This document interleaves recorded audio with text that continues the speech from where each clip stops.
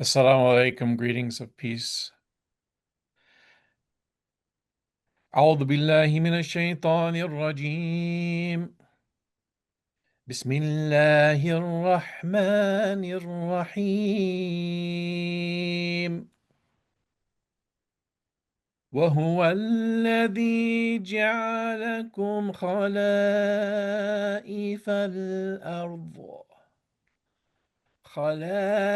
الأرض ورفع بعدكم فوق بعد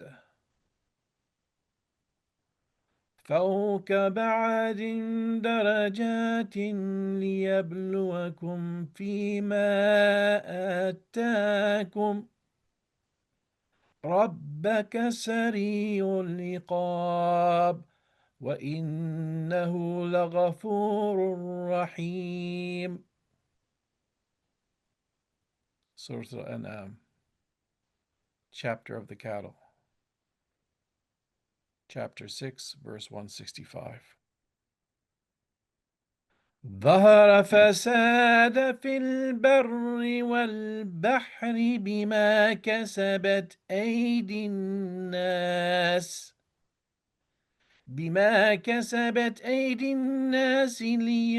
ليذيقهم بعد الذي عملوا لعلهم يرجعون. Surah Al-Rum, the chapter of the Romans, chapter 30, verse 40. Thank you.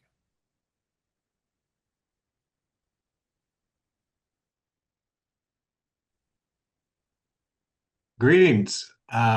Welcome to this very important conversation. My name is Caleb Nyquist. I am a trustee of the Parliament of the World's Religions, and I chair our Climate Action Task Force. If you're new to the Parliament and kind of what we're about, we convene a series of, we're the world's largest and most inclusive interfaith gathering, with our legacy stretching back to the 1893 Parliament at the Chicago World's Fair, modern erasure going back since 1993. It's big, thousands of people, interfaith convenings that happen different places across the world, but also things happen in between those convenings, including conversations like this. There's been a number of organizations out there that have had a key role in getting the word out about this important event, this Tri-Abrahamic dialogue on the climate crisis.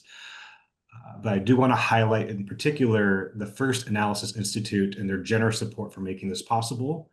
I also would want to just call out Aaron Lothace, who's been coordinating this event on our behalf.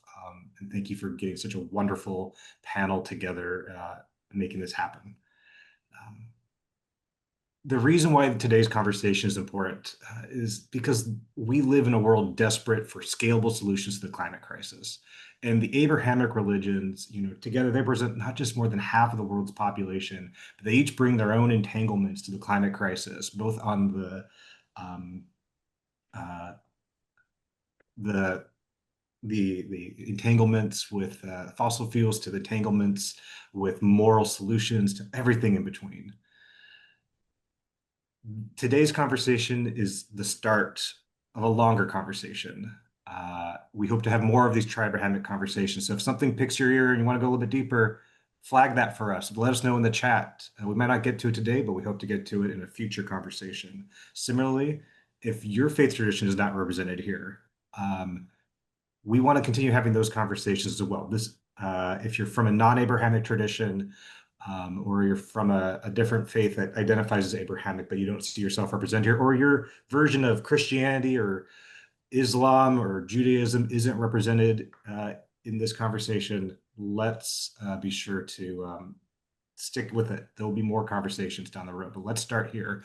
I'm very excited to bring as our moderator, Ashley Kitisya. Ashley Kitisya has been driving impactful change at the intersection of environmental advocacy and social justice across Africa. She's expanded campaign reach through strategic partnership building, innovative stakeholder management, particularly as the program's manager in Africa for the Laudato Si movement. Spearheading some really wonderful stuff over there. Ashley, I'm going to pass over to you to introduce our panel. Thanks, Caleb, and a warm welcome to all of you who are with us today.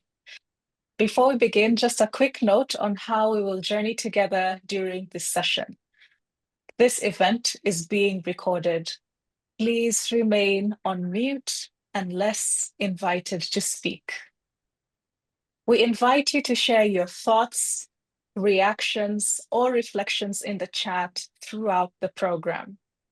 The chat is open in the spirit of dialogue, but this is not a live Q&A. Panelists may choose to pick up on some of your reflections as they speak. Think of today not as a conclusion, but a beginning of a conversation, as Caleb has mentioned. Please watch your inbox for future opportunities to continue this dialogue. And now I have the joy of introducing our distinguished panelists. Rabbi Jennie Rosenn is the founder and CEO of Dayenu, a new organization mobilizing the American Jewish community to confront the climate crisis with spiritual audacity and bold political action. Rabbi Rosenn has spent more than 2 decades leading Jewish nonprofit organizations, advocating for social change and creating a dynamic new initiatives at the heart of Jewish social justice movement. Before founding Dayenu, she served as Vice President for Community Engagement at HIAS, where she built a robust Jewish movement responding to the global refugee crisis. Rabbi Rosenn spent nearly a decade growing the Jewish social justice movement as director of the Jewish Life and Values program at the Nathan Cummings Foundation. There, she has built various Jewish social justice roundtables and the Selah Leadership Training Program, where she spearheaded initiatives to cultivate the environmental movement and women as agents of change in Israel. Rabbi Rosenn has also served as a rabbi at the Columbia Bernard Hillel, a founding board member of Avoda, the Jewish Service Corps Repair the World, and on the boards of Jewish Founders Network and New York Jobs with Justice. Rabbi Rosenn was ordained by Hebrew Union College Jewish Institute of Religion, where she was a Wexner Graduate Fellow. He has twice been named one of the Forward 50 Most Influential Jews in America, and in 2022 was named one of the top 22 faith leaders to watch by the Center for American Progress.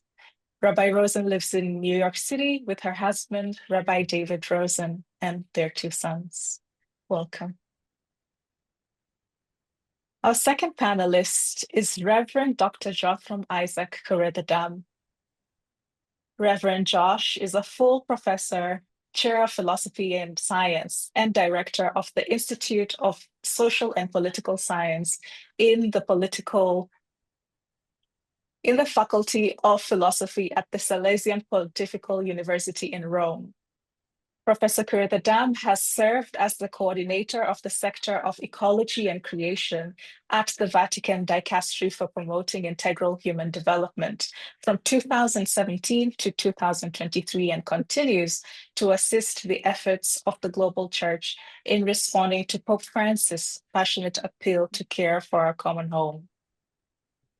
Professor Kureethadam's double passion is to pass on to younger generations not only a sense of awe and wonder before the grandeur and majesty of the universe, but also a deep sense of concern for increasingly precarious state of our common planetary home.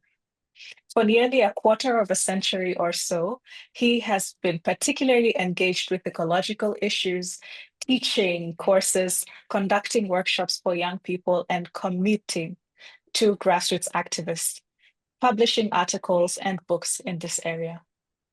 Professor has been especially associated with the study and diffusion of Laudato Si, the late Pope Francis' encyclical letter on care for our common home, and his commentary on the encyclical has been published nearly 24 languages. Professor Kureethadam's published work includes several books and nearly 100 articles. He has published in the areas of philosophy of science, history of science, theology of creation, ecology, and environmental science. Welcome, Father Josh. Last but not the least, Dr. Ibrahim Ozdemir. He is the Vice President for Academic Affairs at the American Islamic College. Dr. Ibrahim Ozdemir is an internationally respected environmental philosopher, an interfaith leader, and an educator. He currently serves as Vice President of Academic Affairs at the American Islamic College in Chicago. A former university president and advisor to global sustainability initiatives, Dr. Ozdemir has been leading a voice in environmental ethics, Islamic thoughts, and dialogue across various faith traditions. His scholarship has shaped UNESCO's work on environmental ethics and informed the landmark document, Al-Mizan, a covenant for the earth.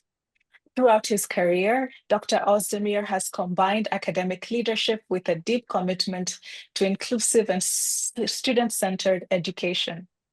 He is known for fostering cultures of dialogue, authenticity, and shared responsibility, drawing on both the Socratic method and the Islamic principle of shura, which is consultation. At the university, he is guiding transformative approaches to liberal arts education, rooted in integrity and openness, and ethical responsibility to the earth and future generations. Dr. Ozdemir's writings and leadership remind us that the role of education is not to impart knowledge only, but also to cultivate wisdom, humility, and courage in service of the common good.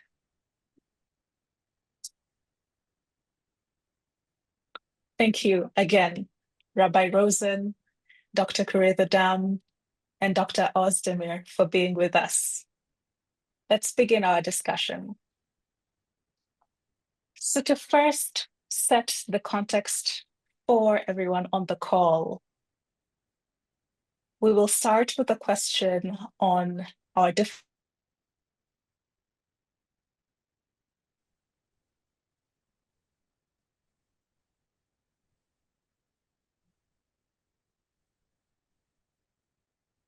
I think we are having a moment. What does your... Okay, welcome back, Ashley.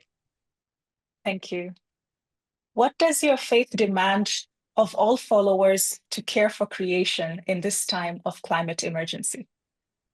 We will begin with Rabbi Rosenn, then Dr. Ozdemir, then Father Josh. Thank you, Ashley. Really honored to be part of this conversation and humbled to be here with these colleagues of such esteem. This is such a big question. And what I immediately thought about is a Jewish teaching that's based on a line from Kohelet, a line from Ecclesiastes. And it's a teaching about the first human being, Adam. And it says, when the Holy Blessed One created Adam, the first human, God took Adam and showed him all the trees in the Garden of Eden. And God said to him, "See my creations, how beautiful and exemplary they are. Everything I created for you. Take heed that you do not ruin and destroy my world. For if you do destroy it, there will be no one to mend it after you." And I thought of this teaching because embodied in it are several teachings. One is the recognition of the power and beauty of creation. And I think we have to start rooted in that love. In our Shabbat morning liturgy, we proclaim multiple times a line from Psalms, Ma gadlu ma'asecha Adonai, how great is your work, O God. So proclaiming the wonder and glory of creation, we're called to recognize the awe and beauty of creation in all of its glory. Second, I think this teaching really makes clear that the responsibility for protecting creation rests with us. And stated in the negative, we must not destroy or ruin God's creation. And in the face of the climate emergency, which we are in, it is the final line of this teaching that resonates so powerfully. If we destroy creation, there will be no one after us to mend it.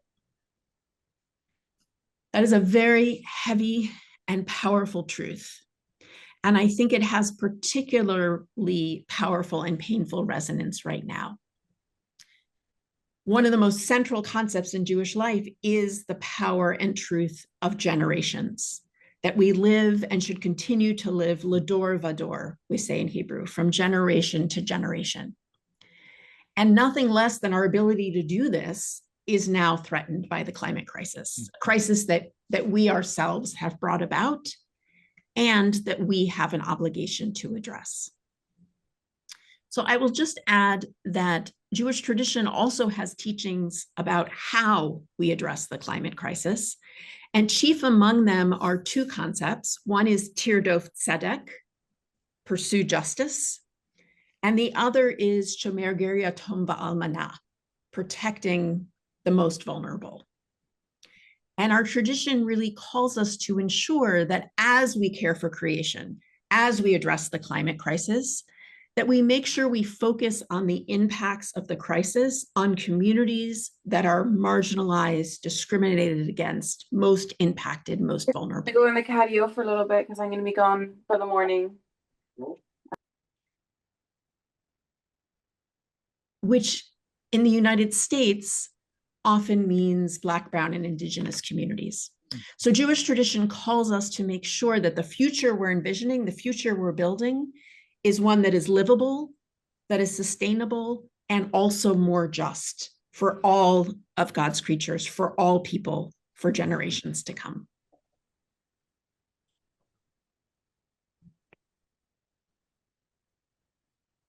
Thank you, Dr. Thank you, Jenny, so much for the great inputs. And perhaps we could pass on over to Dr. Ozdemir. Thank you very much. Good morning, good afternoon, good evening, wherever you are. I can see many familiar faces and names in the chat book, in the list. We as Muslim environmentalists, we just try to remind our fellow Muslims, which is, more than almost 2 billion people, to reread the Quran and our sacred text with a green lens.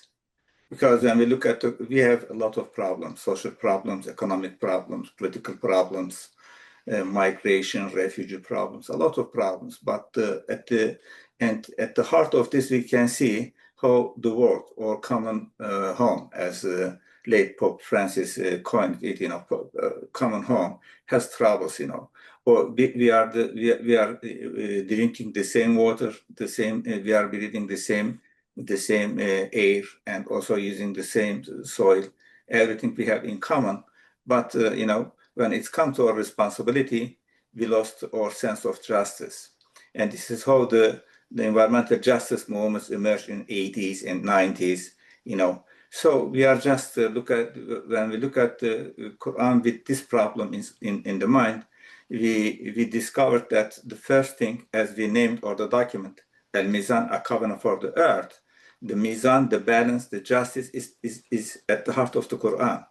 So we have to just understand this balance in our daily life, in our business, in our education system, and also just how we can first understand, second respect, then preserve and protect this balance created and sustained by God. So when we look at the, we just remind our colleagues and friends, an ethics of compassion, which was visible, even in the late 19th century. The Western travelers who visited the Muslim lands, from, for example, Alphonse Lamartine, the French statesman and also the man of letters, he made a pilgrimage to Jerusalem through Istanbul. He wrote in his memoir how ethics of compassion, which includes animals, trees, everything, every single thing created by God, it is cared and respected by Muslims through on his way to Jerusalem. So I think we are just to have to remember this, how justice, compassion is central to our life and to our sacred text. And in our economic development, we know the Western economic paradigm has a lot of problems, and they are working on alternative economic paradigms, which Kate Raworth from Oxford University coins as a donut economy. It means, we have a limited resources, we have a limited home called the earth. So our economic system cannot be unsustainable. It must be sustainable within the limits of the what we call this, within the limits of the God's creation. So we have to be humble. We have to be rethink about our priorities, and we have to rethink about our ethical, imperative, moral responsibility towards not only this generation, but generation next. In this spirit, we drafted, with the guidance of the UNEP, the Al-Mizan, a covenant for the earth, and Imam Safed is also a part of our core team. So it was a call not only to Muslims, yes, to Muslims, but also our other fellow, brothers and sisters in the world, and all members of all faiths. We have a common problems, and we have to, develop, and we have to talk to each other like this meeting to respond to these problems. Thank you. Thank you. Thank you so much, Dr. Ozdemir. Well, Father Josh, what does your faith tradition say? Yeah. Thank you, Ashley. Good morning, good afternoon, good evening, everyone. What a joy to be part of this great family of the Parliament of Religions, and be as representatives of various religious traditions dialoguing together. So humbled to be part of this panel. Thank you, Jennie Rosenn, Ibrahim Ozdemir, and Ashley for shepherding us in this conversation. And I'm happy to see a lot of things resonate between us. And already the logic of bringing the Abrahamic faiths together on what each of our respective traditions can demand, ask in this current moment of climate emergency. And I would just say three things, First of all, the courage of the beloved Pope Francis, and ever since we began, I have been feeling his presence. He's with us, and he called it a climate emergency. Laudato Si, especially in Laudate Deo 2023 on the climate crisis. So I think the first thing we need to is to really see it as an emergency, And Pope Francis in Laudato Si spoke of Earth as our common home. I'm a cosmologist. I teach cosmology, and I think we fail to speak of the beauty of creation. The marvel, everything we see around us. Throughout the day, we are witnessing so many miracles of life. Every plant, every tree, our own body. So the first thing I think we need to is to see Earth as our common home, and connecting to the climate emergency. And this home is in danger. Sometimes I also feel the concern when our home is being brought down, is being pulled down. We are not reacting. So the first concern is, let's respond to the crisis as a crisis, as an emergency. The second thing, I think it's important, especially for us as faith leaders, to recover the vision of looking at the natural world as God's creation.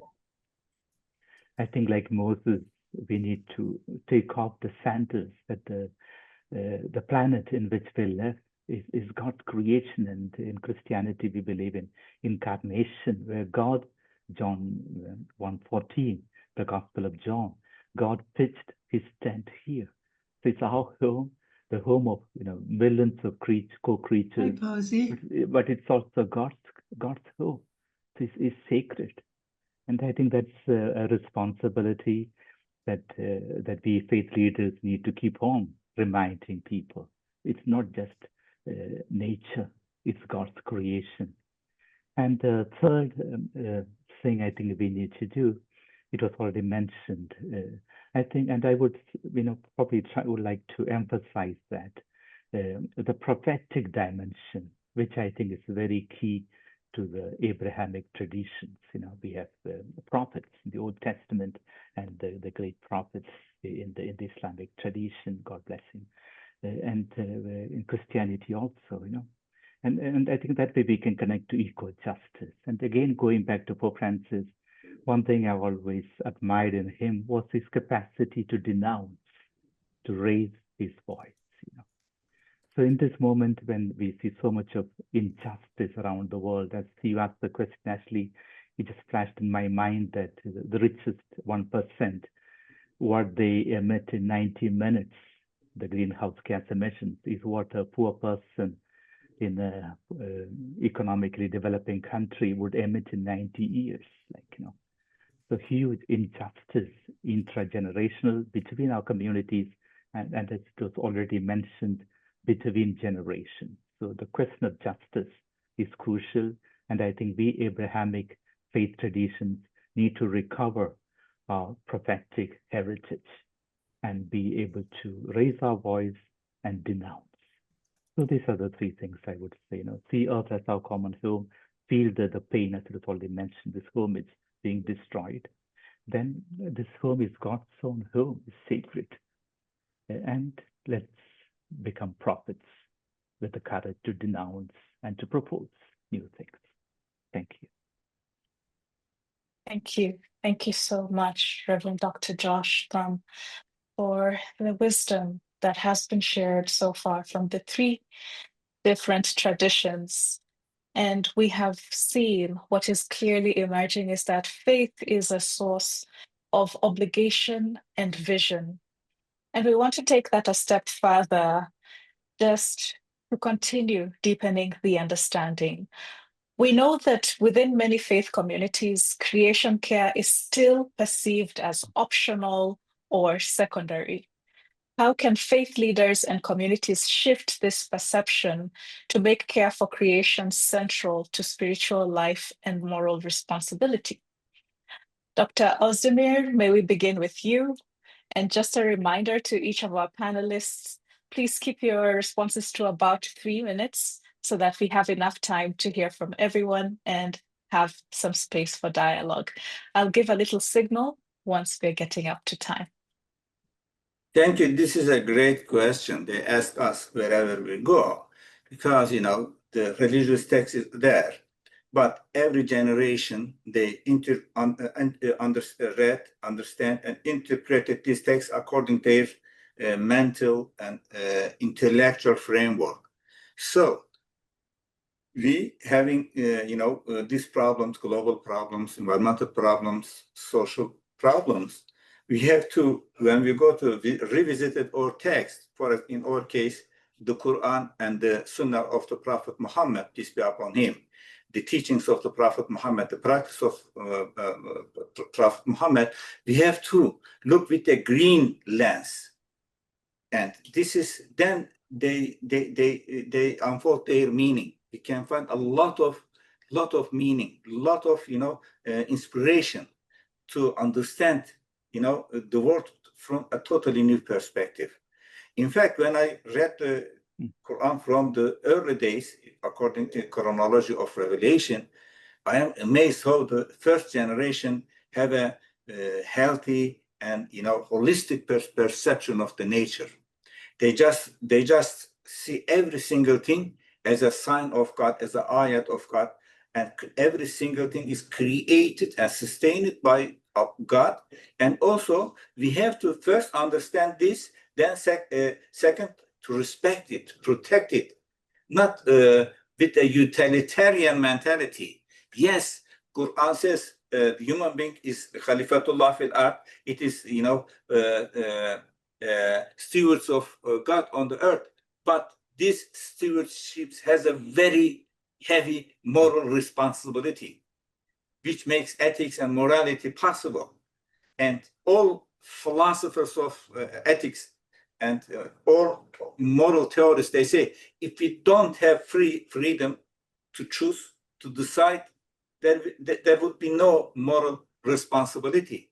But from the first day, Quran makes it very clear, we we are responsible for whatever we do, not only our human fellows, but also all creatures created and sustained by Allah. So we therefore we are reinterpreting this legacy, and in a modern terms, with ecological terms, and we inviting all not policymakers, Muslim policymakers, businessmen, businesswomen, and also leaders of education to rethink on all this and come up with some new perspective, new solutions, new patterns of action. Thank you so much. Brother Josh. Thank you, Ashley. And yeah, I would say just one thing, you know, but then I think trying to encompass many things, moving to action and the resistance we meet.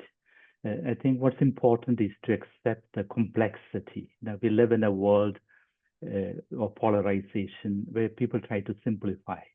You know, it just, we heap all the problems into just one thing, and it's enough to do that, and everything will be solved. And with ecological crisis, we are realizing just not the Green Deal or, you know, many other solutions, even recycling in itself is not sufficient. The problem is complex. And how do we respond to a complex challenge? By approaching a complex, what in Laudato Si, Pope Francis called the integral ecological approach, which would mean two things.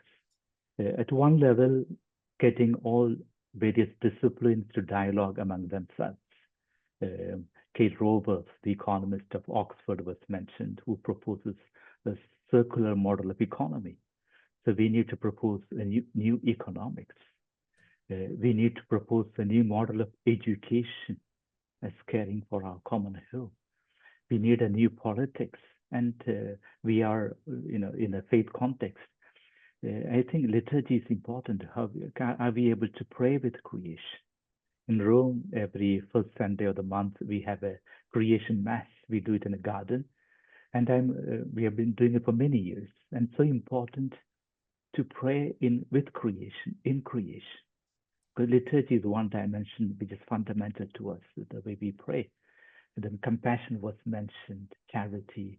So we need to, you know, at one level, connect all this. At the second level, integral ecology, to overcome resistance towards action, is to work together, is to create networks. And I know, Ashley, you are an important activist. We need to network with activists, with people in the universities, with politicians. I already mentioned economists, everyone, indigenous communities. So we can overcome resistance to action by overcoming simplifying things, you know, accepting the complexity of the challenge and dialoguing among disciplines, and secondly, creating networks, working together. Thank you. Thank you. And lastly, Rabbi Jennie. Such an important question, how to make care for creation and climate action more central. And I would just add three things to what my colleagues shared so beautifully. One is that I think faith communities and faith leaders are uniquely positioned to raise big existential and moral questions, to say the hard things. In English, we have an expression like the elephant in the room, right? The elephant in the room is that the climate crisis is unfolding even more quickly and severely, and it's accelerating at a pace that's even surprising the scientists who've been studying this for decades. So we need to not stop talking about this and raising alarm and keeping the climate crisis front and central as the existential issue of our time. So that is one. Two, we must, hand in hand with raising this alarm, remind people of their agency, of their strength, of their ability to do hard and courageous things, and the very real ability we have to collectively, the networks you were speaking about, Father Josh, to collectively make change. And finally, three, I think it can be difficult on a emotional, psychological, spiritual level to face what's at stake. I mean, it's just almost too much to bear if you really let in what we are experiencing already for many people and what we are hurtling towards. I mean, imagining a world that my own children and grandchildren are going to be experiencing, and what so many of my neighbors and fellow beings are already experiencing. It's too much, and we disassociate, I think, by nature, and we turn away, and people get busy with their lives. And so I think part of our work is to spiritually resource people and communities to confront the climate crisis, to create spaces where people can grapple with this dimension of the climate crisis, all the anxiety and grief and pain that it raises. So offering people spiritual resources grounded in our traditions and our rituals to confront the climate crisis with our eyes and hearts open. So I think these are three things that will support people to make care for creation and addressing the climate crisis more front and center. Thank you. What you've shared highlights the challenge of moving from obligation to action. Now let's explore how our traditions meet each other in dialogue. You've each spoken about how your faith tradition frames creation care. Where do you hear a strong resonances across these traditions, and what differences might challenge us to grow deeper together? Father Josh, we may start with you, then go to Rabbi Rosenn, and finally to Dr. Ozdemir. Thank you, Ashley. Great question, and I think that also in a way challenges us to ground, what can we do, but in concrete context.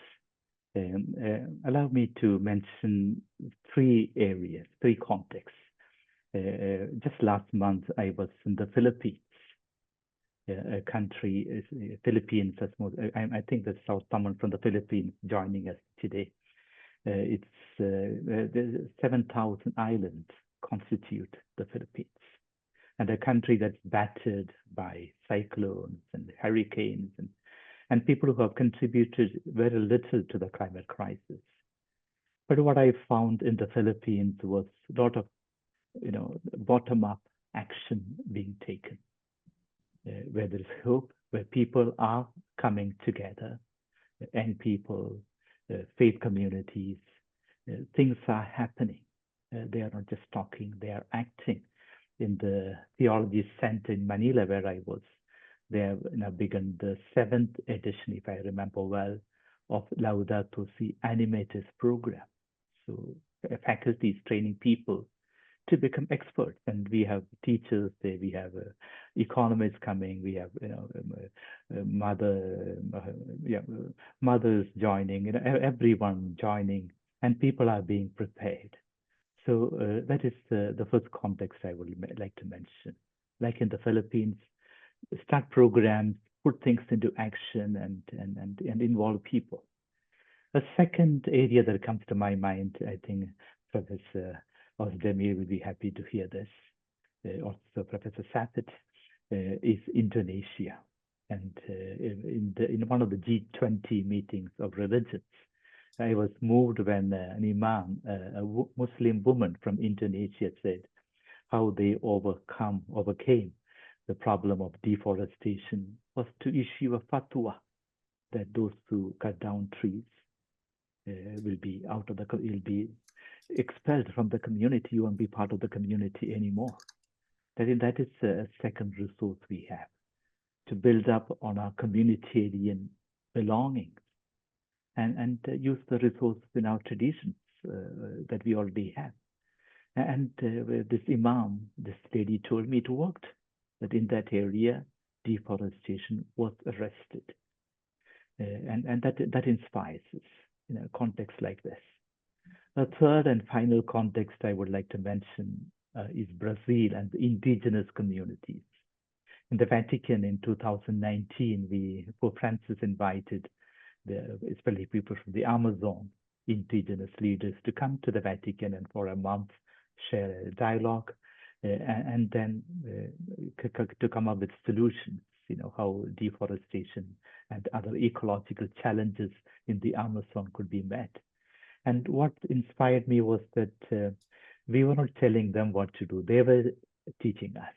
And with humility, Pope Francis and most people sat at the feet of the indigenous communities. So that is the third resource we can use, sit at the feet of the indigenous communities. So I'm sure I can also, having worked as the coordinator in the Vatican for the sector on ecology and creation, I have hundreds of examples. And I want to say this because it also gives us hope. Certain times I feel also anxious how things are going, and as Rabbi Rosenn mentioned, the natural world is going much faster than what even scientists expected, or at least what our reports were saying. So it's frightening. Time is running out. But on the other hand, and I attribute it to God's Spirit that is raising people around the world. I just quoted the examples of the Philippines, Indonesia, Brazil, but I'm sure many other places. Your own place in Kenya, Ashley, there are so many beautiful things happening. So let's join this movement and this wind of the Holy Spirit flaming the world. Thank you. Wonderfully put, Rabbi. I'm hearing so many similarities, so many themes that are emerging. I was really struck, Dr. Ozdemir, speaking about sort of justice and moral and ethics at the center, while also compassion. In Jewish tradition, we talk about din and rachamim, holding judgment and compassion. And I think both are so central to how we respond. The moral responsibility, and also many of us, all of us, I think, have talked about the sort of generations of the future and the beauty of creation, not losing that common home, as I think you called it, Father Josh, the home that's in danger, and that it is God's creation. And I also was really struck, Father Josh, when you spoke about Pope Francis, and his capacity to denounce. And the prophetic tradition, right? Another duality that I think all three of our traditions hold, which is the pastoral and the prophetic, and both being integral to how we respond to the climate crisis. And an orientation towards, I think, action is certainly, I think, one of the orientations that the Jewish tradition brings, and I'm hearing loud and clear in Christian and Muslim tradition as well. And collectivity, which I think we've all spoken about, the fact that this is not an individual, this is not about even just about individual actions, it's about what we collectively can do. I'm also struck in the comments, Jerry Capel said something about how we're focusing on the musts and the shoulds and the crisis. But is there a role in religion to offer an invitation? I'm reading now his comment, to a more beautiful story, a bigger vision, an alternative economy. And I think that's a very critical piece, and something also that our three traditions share, which is not only the rebuke, but what are we envisioning and building towards? And I think one of the roles that faith communities have is being able to imagine and envision a different kind of future. And I think all of our traditions have, in different ways, kind of that centrality of a world redeemed, and what that world can look like, and what are the values that we want to ensure are at the core of that world that we are envisioning and building and working towards. So I'm hearing much more commonality than I'm hearing difference. Indeed, indeed. Thank you, Rabbi Jennie, and for also echoing the sentiments taking place in the chat.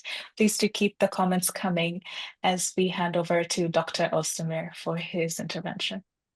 It is, I am glad to be here after 28 years, because first time I was invited to Chicago by the Parliament in 97.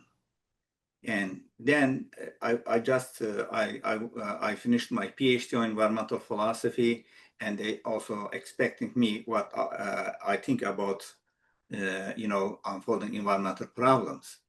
But to my surprise, and also surprise of others, there was member of all faiths and religions. We discovered we have more than in common than we think. But it is shadowed by political problems, by cultural problems. But in the shade of, as Huston Smith says, with the impact of secular culture, secular Enlightenment culture, we just neglected how our religious traditions can help us to overcome, not only environmental problems. For example, now the loneliness is a great problem in modern culture. Even in the UK, there is a secretary of loneliness. As Father Josh said, we are just let people to be in nature, and just to be enveloped by the nature, to see, to feel how nature is reflecting the power, the beauty, the wisdom of the divine. You just feel you are not alone, you are not lonely. This is the psychological dimension. This is why now we have a new field, eco-psychology. Eco-grief is a big problem. So in our tradition, we can help people to overcome their even existential problems, just presenting them a new vision of reality, a new perception of nature, where we are a part of nature, a member of nature, not the owner of the nature. We cannot buy nature. Yes, we can buy something, but we are not the owner of these things. As Quran says, it is bestowed to us as a amana, as a trust. So we have to be, we cannot live as a wasteful life. We cannot say, if I can afford, I can do anything and everything. No, there is a moral limitations. We just discovered that it is the same in other faiths, as we call Judaism and Jewish and Christians and people of the book. In the Quran, they have a special place, when compared with the others, because coming from the Abrahamic tradition. So we just, in 2019, we have a 1-week workshop at Rhode Island, in Greece. And, the Christian and also Jewish and Muslims environmentalists, we just, we discovered so many things we can do. We all are care about. We all want to solve, and what is important. We decided, to solve, to address these problems hand in hand, helping each other. This is why when we declared the Islamic Declaration for Climate Change in 2015, we invited all our, environmentalist friends and colleagues around the world, Buddhist, Hindu, and all. And when we were preparing the Al-Mizan, a covenant for the earth, we made istishara, consultation with all our colleagues, Jewish, Christians, Buddhists, Hindu again, because as we said earlier, this is our common problem. Yeah. So we have to develop new methods, new ways of interaction. We cannot leave everything to the politicians to do for ourselves. And we should and must not neglect and forget. A politician's horizon may be limited with the next election. But as my colleague says, our horizon is the future generations, generation next. We cannot, I don't care about the next election, but I care about my children and grandchildren and your grandchildren. Thank you. Thank you. Thank you. Those inputs actually reflect the different traditions that we have and how we must continue to wrestle with our differences in order to find how we can best work together across our different faith traditions. And really, it reflects also the urgency. The same is reflected in the chat, trying to overcome the differences, the differences also that are in our own individual faiths, let alone working and collaborating across faiths. But now I'd like to widen the lens a little bit more. acknowledging that the climate crisis is still intensifying and it is demanding change at a rapid scale. What unique resources, either spiritual, ethical, or communal, can Abrahamic faiths bring to accelerate transformation at the scale needed? Now, this is a question that is open to any of you who feels called to respond.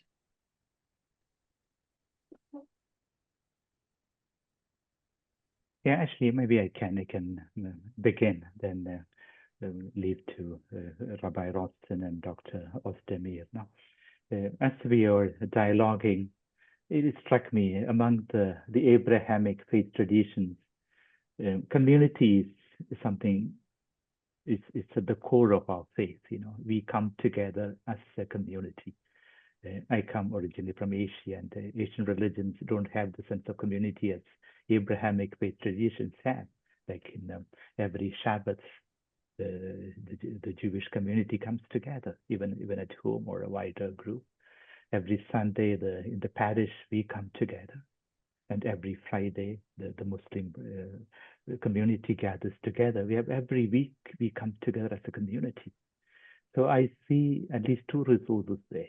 One is, we can, as faith leaders, communicate. It is God's creation, the urgency, all that we are sharing so far, that we can motivate our communities. And if the three of our faith traditions were to put together, we are like nearly half of humanity. It's a huge number. And the second level of what I see as a resource in being community is that we can initiate strategically community-based action plans. I would like to mention something that Pope Francis launched a few years ago, and I think which will be one of his legacies, called the Laudato Si action platform. I can put on the chat the link, where he invited bottom up, and as a priest, as a believer, I think God always acts from below. Salvation will come always from humble, simple people, as we see in our own faith tradition, David or Prophet Muhammad, or Jesus from Bethlehem. God raised from below. So Pope Francis invited 7 groups, beginning with families, then parishes, schools and universities, hospitals, businesses, farms, healthcare centers, groups, movements, and religious orders like the Jesuits, the Franciscans, or Dominican traditions. He said 7 years, you have to become sustainable. You have to become what he called a Laudato Si community. But the same thing can happen. 7 years, a school can become a Muslim green school, a green mosque, or a green synagogue. So we need to, time is running out. It's time to be strategically to plan out. I think we have a great resource that we are communities, that if we can motivate people, then also literally concretely plan out lines of action, we can turn things around. But I want to repeat, time is running out. We are still to grasp the gravity, the urgency of the situation. Thank you. Ashley, I think the first thing we have to recognize our differences. What makes us Jew, Christian, and Muslim? What is our differences? And behind that, within Islam, there is many of Islamic interpretations. There is Sunni Islam, Orthodox Islam, Shia Islam, and there is a lot of different voices in history and also in the present day. So we have to understand this as this diversity as a blessing from God, because in the Quran, God says, it makes it very clear. If I want, I can create you as a one nation, one religion. But this is not God is wanted. He said, I just created you as a clans, a different nation, different races. Why? To know each other and to help each other, to cooperate with each other. So when we understand the message of this verse, we have to talk within, or as there are, more than 4,000 religions. When we're preparing a document on environment, religion, and culture for the UNEP, just discuss. 80% of the world population, they just identify themselves with, a religion, among more than 4,000 religions. So we have to understand this plurality and diversity as a reality, as biodiversity is a blessing, as a miracle of God in the nature. So we have to protect, preserve this, biodiversity. I think as a Muslim, we also have to understand cultural and religious diversities and different perspectives and listen to them, understand to them. And when we have a problem, and we have many problems, we have preserving and protecting and respecting all diversities, how we can cooperate and come up with some new solutions, different from others. Then I think we can, come up with some many based on our wisdom of our traditions. I am sure we will come with a lot of new perspective and solutions to our problems. Thank you.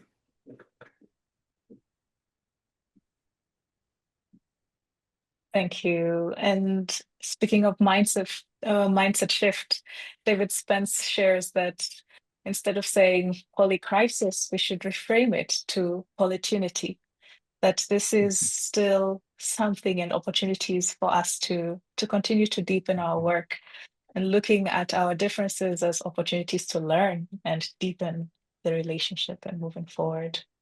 Ashley, Thank I you. have a comment. Can I make that comment? We will have time for comments, Sam. Thank you. Those insights speak to the urgency and the possibility as well of this moment. And if time allows, I'd like to close this section with a more imaginative question. And so, if you could phrase one commandment for humanity in this moment, one that is rooted in your faith tradition and wisdom, what would it be? Just like the previous question, whoever feels called may begin.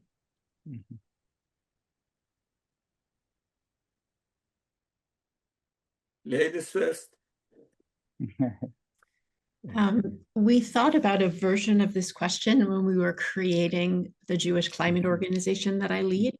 We spent a lot of time, this was about 5.5 years ago, sort of what is the call? And what we came up with was Dayenu. Dayenu is a song that we sing at the Passover Seder. It's a joyous song, and it usually is understood as it would have been enough. Like if God had taken us out of Egypt, but not given us the Torah, Dayenu, it would have been enough. So we have taken it to mean we have had enough. There is enough with the climate crisis, that there is great urgency, and we have enough. We have the capacity to respond, and we must act now so that everyone can have enough. So I think the encapsulation would be Dayenu. We've had enough, and we have enough.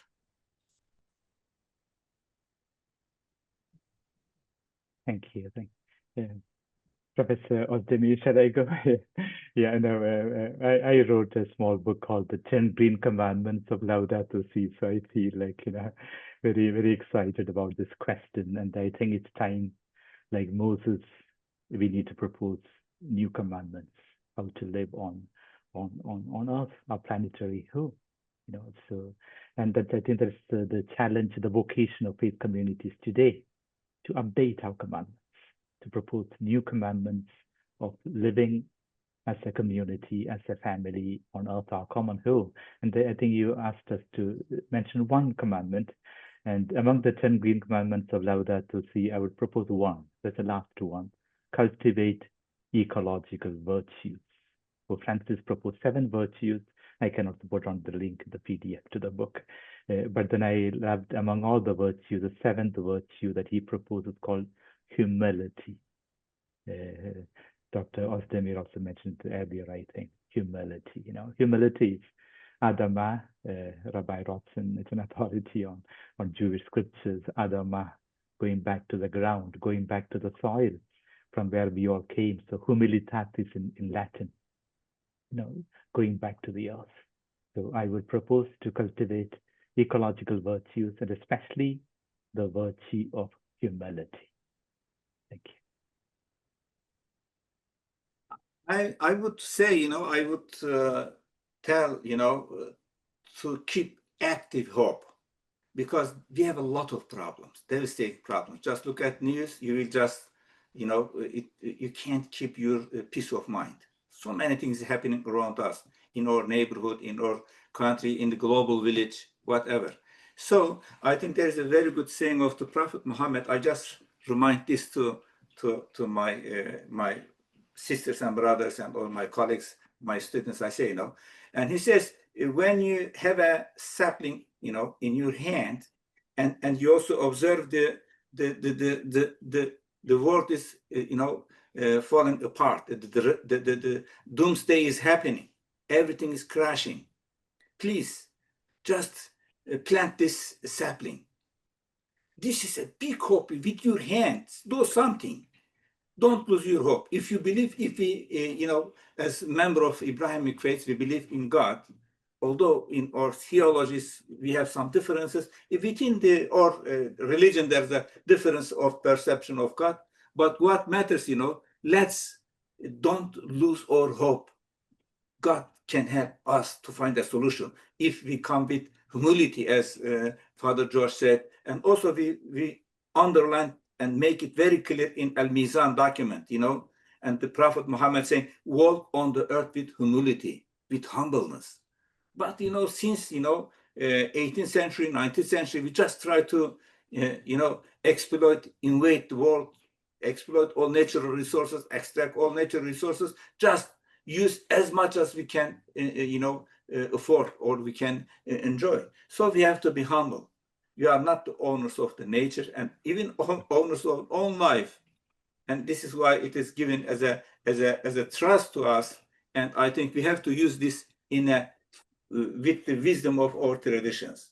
This is why, in recent decades, there's a big interest how to understand our religious texts in Christianity and also in Islam and Judaism. There's a lot of hermeneutical work, a lot of new interpretation within the own tradition. How we can make, our sacred text relevant and to give us some hope, to give us some solutions to overcome our problems. So once we accepted our humbleness, and which is the gist of our religion, then I think we can find a lot of solutions. And first, don't lose our active hope. If we believe in God, we can't be hopelessness, okay? We can't lose our hope. So I am always hopeful. And after,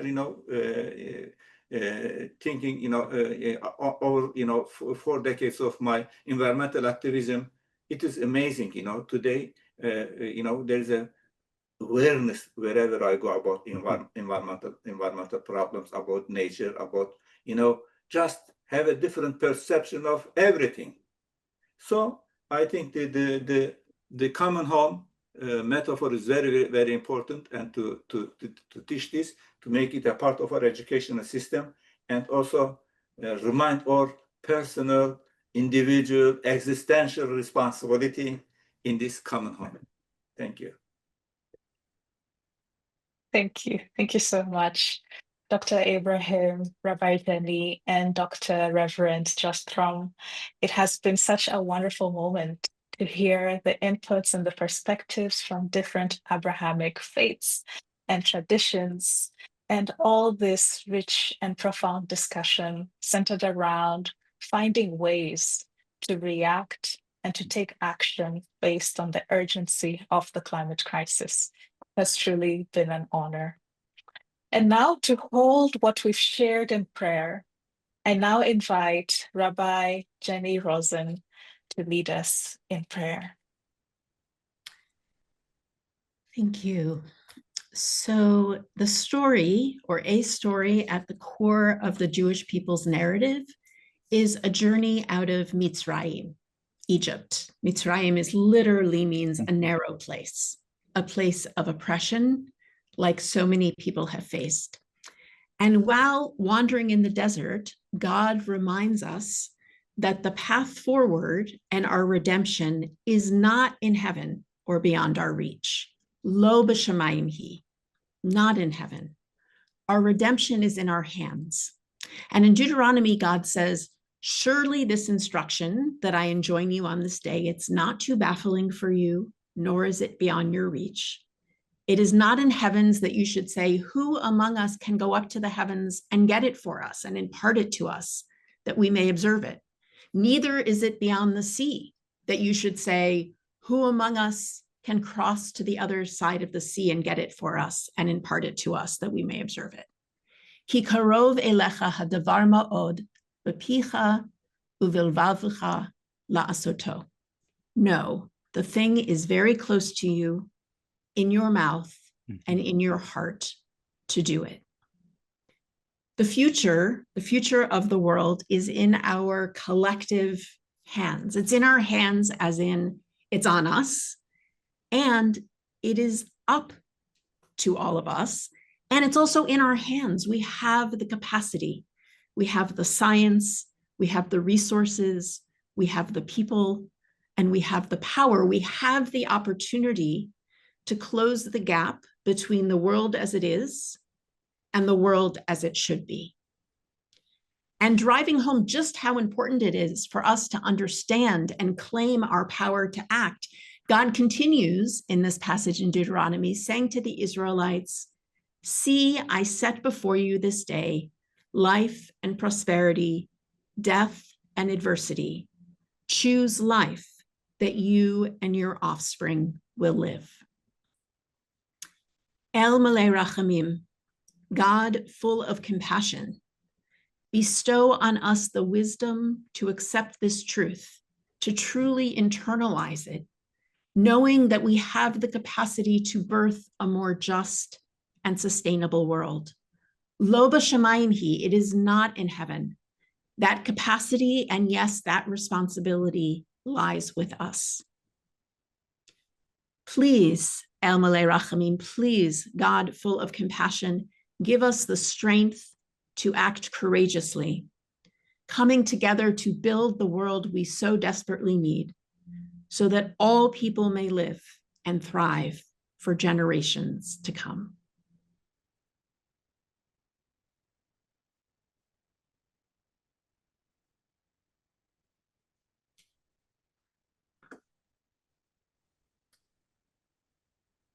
Thank you, Rabbi Rosenn, for grounding us in that sacred text and call to choose life.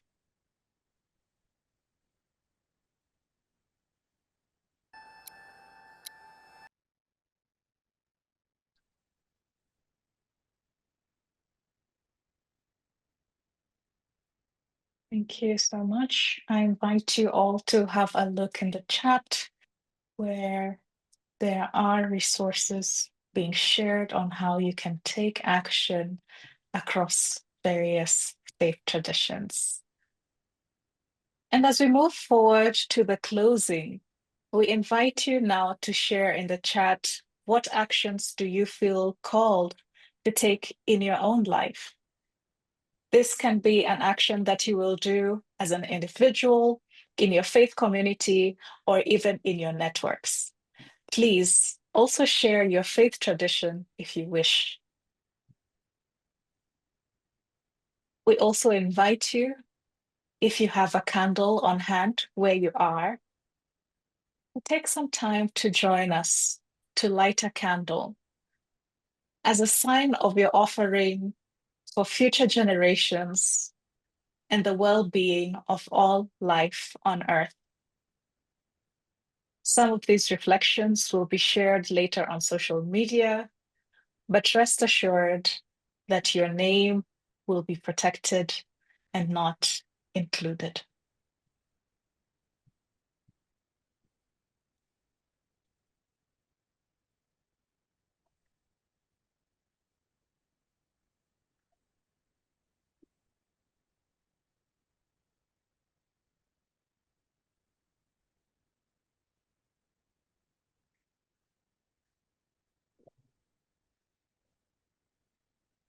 We have some great commitments to stop purchasing beverages in plastic bottles.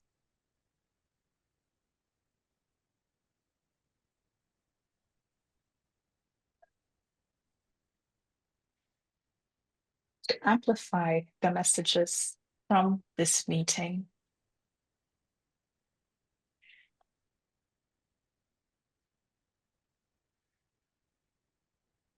To include care for creation in the religious education of children. Practice a 1-minute meditation.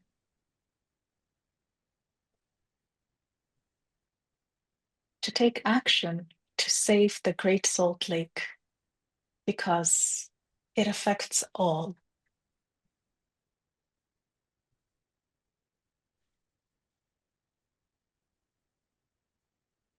To practice respecting nature and all living beings.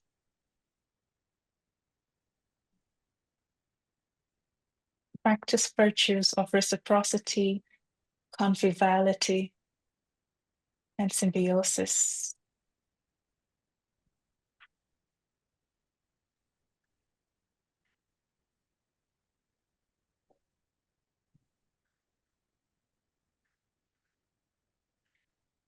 To pray with and in creation.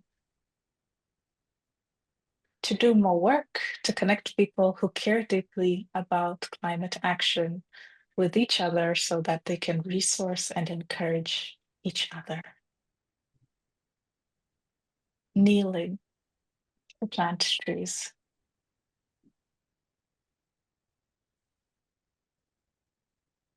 To embody compassion in words and actions. To pray.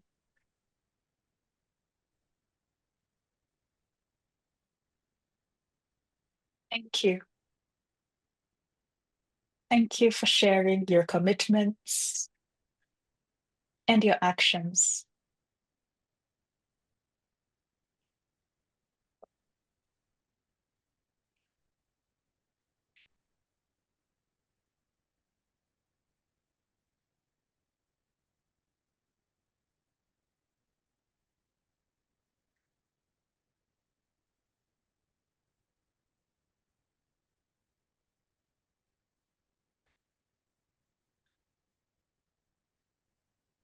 And as we wrap up on sharing our calls to action and our commitments, let us take some time to slow down, to reflect on this session, to reflect on our own realities and contexts, to give ourselves gratitude for the commitment and attention throughout this meeting. We will now close with a prayer of sending offered by Reverend Dr. Joshtrom. Thank you. As we pray together, I would like to make a wish, a hope public. Right now, the Christian churches are celebrating the season of creation. I would like to pray, I would like to visualize, I would like to hope that one day all the faith traditions will have a season of creation, to pray together and to work together. And may the Parliament of Religions be inspired to take the initiative in this regard. Let's gather ourselves in prayer, invoking the assistance of the Spirit of God.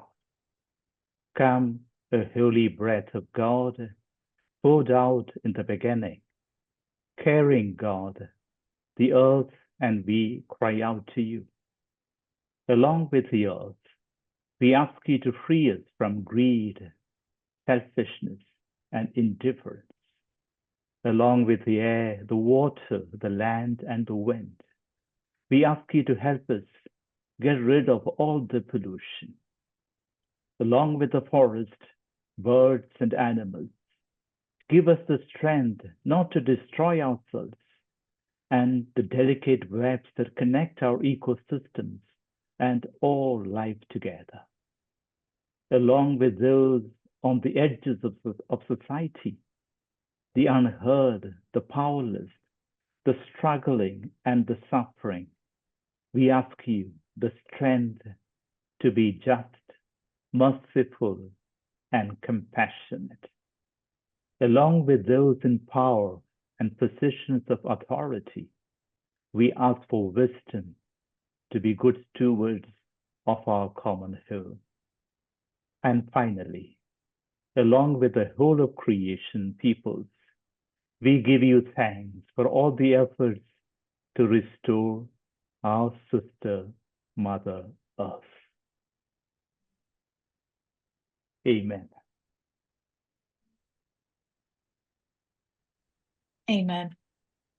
Thank you, Father Josh, for sending us in hope and in courage. As we close, I want to thank each of you for joining this interfaith gathering. May we go forward, renewed, united, and ready to act for our common home. Let's now move into our closing number.